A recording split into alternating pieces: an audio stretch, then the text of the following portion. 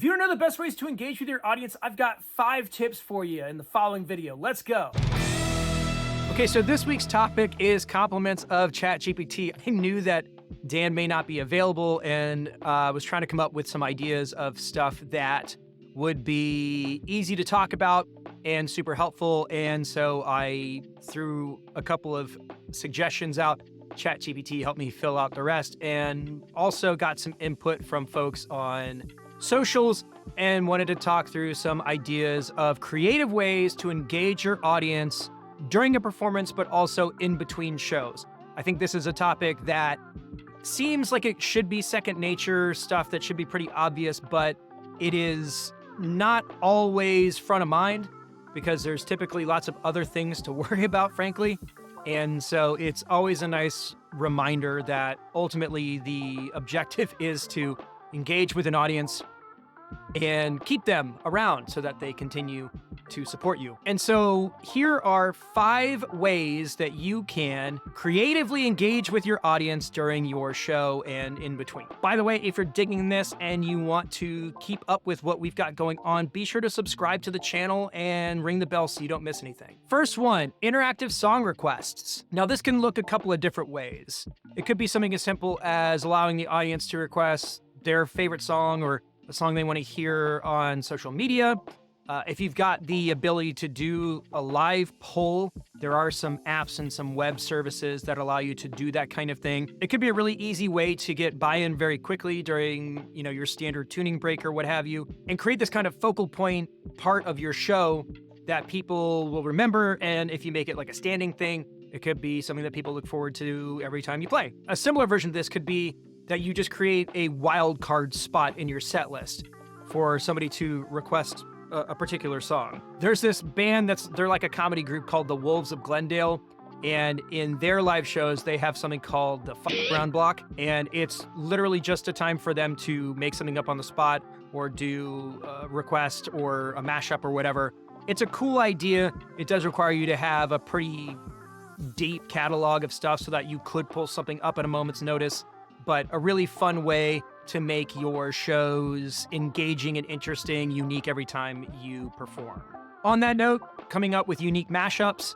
I've seen bands do mashups on the spot where it's like, you just go, hey, pick 2 songs and you're off to the races. It doesn't have to be amazing. It just is a way to make going to your shows exciting and unique so that people continue to come to your shows. Because if you use the same set and you play it over and over and over again, there's no incentive for somebody to see you more than once. Number 2 is kind of a given, but I've added some examples. We're talking about crowd participation. So things that make the audience feel like they're a part of the show, and again, makes it compelling and fun to watch. Encouraging your audience to sing along to the choruses of the songs that you do, especially ones that are particularly sing-songy. Somebody on socials was like, you got to do 500 Miles by the Proclaimers because that's a song that everybody knows. And so if you have those kinds of songs in your set list, try to make sure that you are encouraging folks to sing along during those particular parts. It could be a synchronized thing where everybody turns their mics out to the audience so that they know that it's their turn to participate. But that kind of stuff is really fun and a good way to engage with the folks that are there. Involve them in clapping rhythms, call and response sections, that kind of thing. So like members only, we have a lot of songs with like clap breaks in them. And you always want to do them over your head because you want to make sure that people can see them, not necessarily right in front of your face because maybe it's being blocked by the person in front of them, but just an easy, low effort way to get people in the crowd moving and grooving along with what you're doing. Another good one is hold a mini contest, middle of the set. This is kind of similar to a call out for a random song or mashup or whatever, but try and come up with a point during the show where you are specifically asking for audience engagement. If you're a pop group that does dance songs, do a dance-off. If you're an eras group like my bands are, we do trivia. And typically, there's either going to be some sort of giveaway component. It could be promo stuff that you guys already have, like koozies, sunglasses, t-shirts, whatever. We also do the cheap DVDs, so go to the bargain bin at Walmart or Target, get a handful of those kind of era classics like The Breakfast Club, or let's say Clueless if you're a 90s band or what have you, and use those as prizes, things to kind of give away. Because all you have to do is say, hey, who wants something free? Get a bunch of people up front. I've talked about this before, and I have never done it, and I don't know if I ever will. But the idea of getting like a money gun with like actual dollars in it and just shooting $20, $50 out into the audience, that'd be a good way to get people up front and paying attention to what you're doing. Another kind of example of this would be to come up with a Name That Song section of your show. So maybe come up with a handful of songs that have iconic opening lines that either you're going to be playing later or could be the next song in the set, but just get like a handful of those to see if you can do like a name that tune kind of situation. Anytime that you can get an audience member on stage on your terms is good, because it shows that you're up for interacting and that you are there to facilitate everybody's good time. And it also shows that if you are a person in the crowd, you're not supposed to be off stage unless the band says it's okay. Third idea, themed shows. If you are just doing the bars, it can be really easy to just show up and do the same thing, especially when you're building an audience. But once you have your name established, it is really important to make any public date that you do an event worth attending. And it's fine if you want to use a certain amount of core songs that you're going to do at every single show, but by switching out your song list and keeping things fresh, it not only keeps you as a musician from getting bored, but it also keeps crowds and your audiences coming back to see more of those shows. So if you aren't necessarily an Eras band, maybe do an Eras show, do an 80s rock show, do a 90s grunge show, do a pop punk show. Is just kind of a one-off. Make sure that it's a unique thing that you aren't doing every single time. And you could really build some momentum around those kinds of things. On top of the song selection, if it is a particular era or genre or what have you, dress up in the right attire, decorate the stage with set pieces that make sense with that particular era, and make it more of an immersive experience. It doesn't necessarily even have to be stuff that's on stage with you. It could be other things. It could be photo booths with props and that kind of stuff, and we'll get back to that in just a minute. If this particular era or a particular genre requires different instrumentation, that could be a focal point. You could make the rigs that you use, like maybe the drums are different, maybe your guitar selection is different. If you have the ability to use interesting backdrops or projectors, TVs, video components, those are all ways to make the show feel unique and special and immersive and more fun for people to come to. In the spirit of community, you could also rope in other bands or entertainers. Doesn't necessarily have to be music to make these unique one-offs. My 80s band once did a show where we had stand-up comedians do their sets before we closed out the night with our stuff. We called that laugh tracks and fanny packs. It went over really well. People seemed to really like it. We never did it again because there were some issues with COVID in the venue and other stuff not really important. But if you have another group that can do a theme like you can, maybe you can do two bands one night where one of you specializes in one particular genre or era and another competes with a different genre, different era, and you can do a one versus the other type show. This serves two purposes. One, it allows you to build your audience by co-opting another band's audience, and it's showing that you are community-minded and that you are participating in the local scene and are fun to be around. I know that seems kind of like, yeah, that's obvious, but frankly, I know a lot of musicians who aren't very fun off stage, and so doing stuff with other bands and just kind of building a rapport with musicians is always going to be a karmic deposit, so you should always try and do that as much as you can.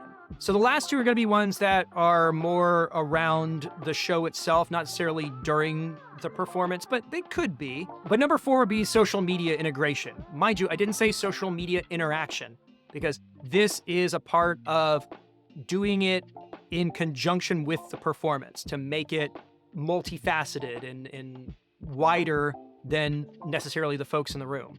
Because anybody that posts your stuff or your performance or pictures of you to their social media is advertising that you don't have to pay for. So it is really important to take this stuff seriously and not just think about it as an afterthought. It needs to be something that you can be intentional about on the front end. So first off, encourage the audience to take pictures or share those pictures on social media with a unique hashtag. So if you're doing a themed night, make that a hashtag and use it in your social post before the show, and then mention it during the show like, hey, I see a bunch of people taking photos and shooting videos. Tag us at the band name and use the hashtag da-da-da-da-da, and we'll post our favorites Monday or whatever. Another way of making it easy for people to do that kind of thing is to have QR codes on your signage to make finding out about you way easier. Now, the Patreon community has done a really good job of different examples. Now, my band has the pull-out kind of banners that you see at like trade shows and stuff. That one's got a big QR code that takes you to our Linktree and that kind of thing. But if you are doing a show where there's seating, you could always put cards down with the QR code on it. You can make centerpieces that include the QR code.